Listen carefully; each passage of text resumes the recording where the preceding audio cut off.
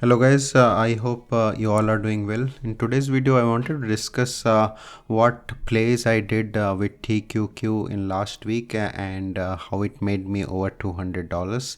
So it's kind of a mix of all the options strategies that I have been showing in my channel. So if you are interested in that, then please stick around. We are going to discuss all about that.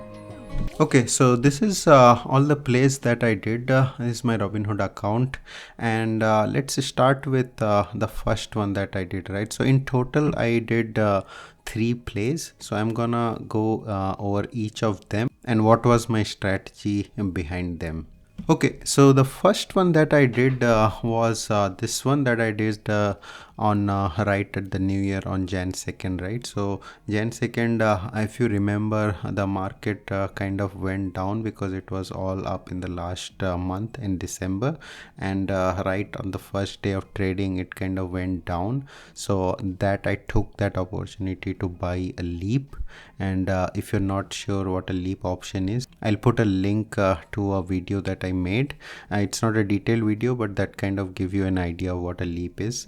In simple terms, it's kind of a long-term option that you buy. So in this one, as you can see, I bought a call option for the next year, which is 2025, and I paid $13.20 right for this. So I was expecting it to move pretty quickly. However, in that week kind of it did not move much, but on Jan 2nd it kind of moved back to that level, close to around it crossed 50. So and my contract option was up around close to $100, so I sold that option, right? So this is one good way in kind of you can use this leap strategy, especially if the market is in a bullish sentiment that it is right now. It's like you can take a buy the dip opportunity because market is still, the sentiments are overall bullish, and that is a good time to buy the leap options. Keeping you can keep a small percentage and definitely take the opportunity. If the market suddenly dips, you can take that opportunity to buy the leap. That's what exactly I did here. So I sold that option. I was not planning to hold it anyway, and I sold that option for close to $100 profit right here. Okay, now going to the second play that I did, that was right on the selling put. That's on the same day that I did, and it kind of I did for the 47 strike price.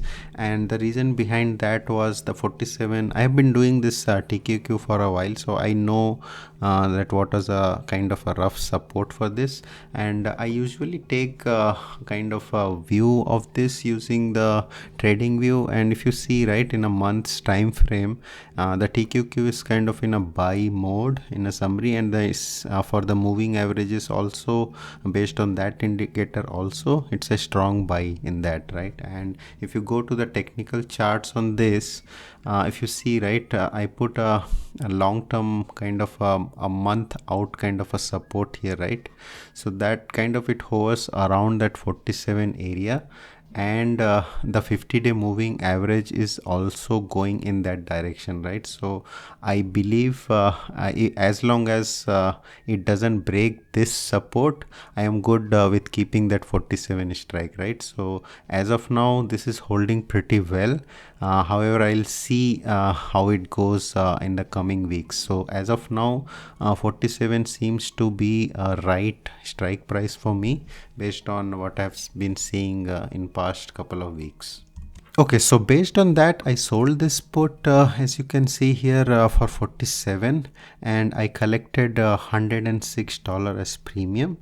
And then I bought it back around Jan 10, the same day I sold that other one, right? So I bought it back because the market was up. So I was almost at more than 90% profit on this one.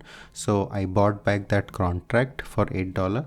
So that kind of gave me around $98 of profit, right? So that was my second play. Okay, going to my third play, right? That was the same thing. I again sold a put, as I mentioned, that 47 I thought is a good kind of support. So I sold that again for 47 because once I bought it back, it kind of freed up my capital. and I again sold that for 47. I collected $60 as a premium.